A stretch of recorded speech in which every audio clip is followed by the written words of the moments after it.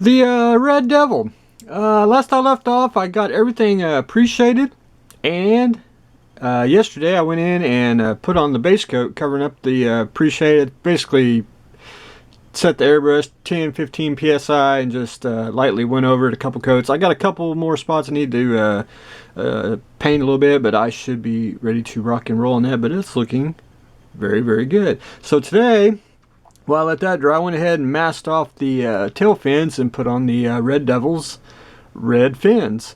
And I'm just going to have to do a couple more coats on that, and then once that dries, I can pull this off and remask where the white goes on the Red Devil fin there. And then I'll be able to put decals on and everything else, but it is taking shape.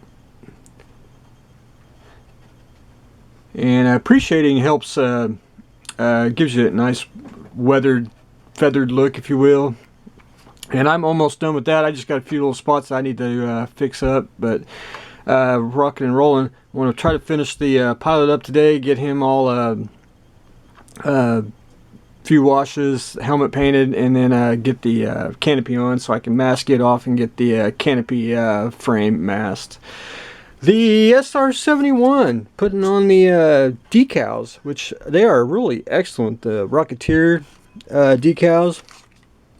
I mean, once you cut them out, put them on water, I mean, within a few seconds, they're off the paper.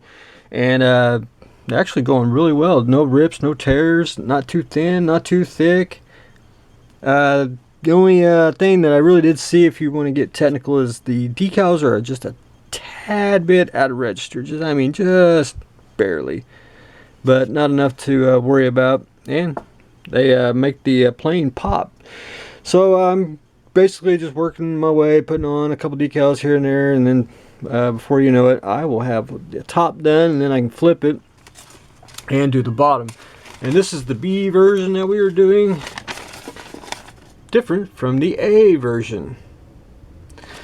So decal duty will commence this week, so stay tuned for that. The X-Wing, I basically went back in with primer and tried to build up the layers, and that's about the best as I can get it. I took some thick acrylic paint, painted the back of the engines just to get the light block, so it's all light blocked, and we are ready for painting. If I could get the battery to fit here, we are good to go. I don't see any light leaks, and I am ready to paint the base coat, which I'm going to probably use Tamiya deck tan with a little bit of white in there, because it's not really gray, it's not really white, it's just kind of a in-betweener. Basically like that. This kind of shows it white, but it's, to me, it's more of a white gray. And once I get the base coat on, then I can start masking and start getting detail painting on it. So I am itching to paint it.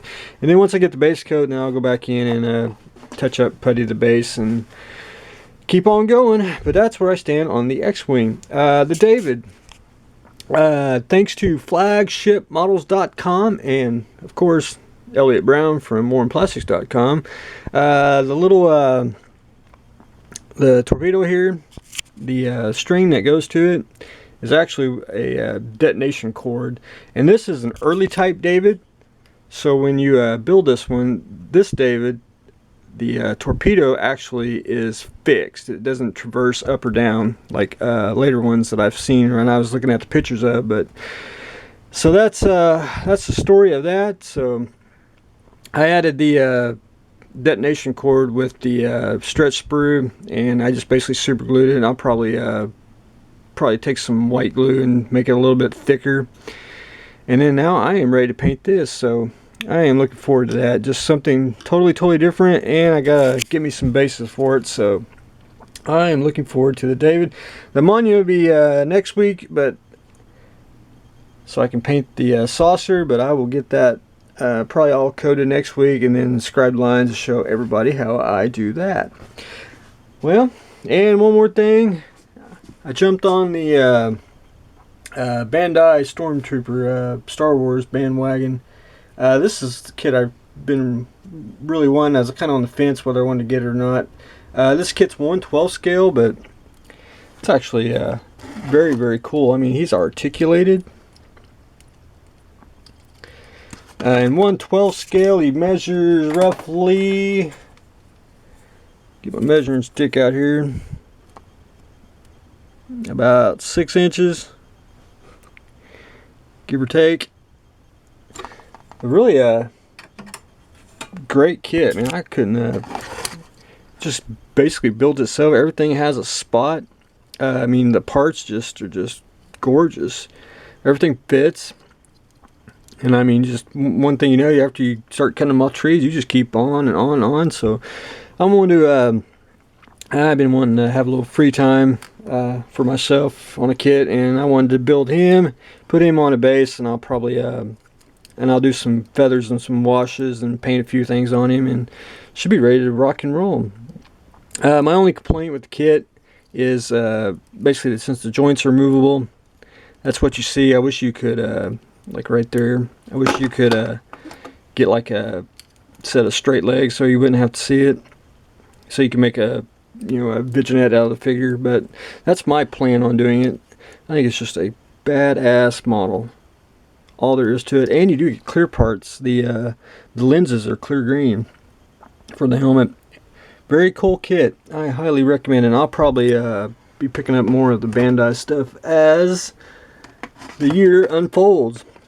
But that's what I got going today. I got personal build here doing the Stormtrooper. We are doing the SR-71. Getting ready to paint the X-Wing. Getting ready to paint the David. And we are painting duty on the Red Devil. So stay tuned for the next exciting episode.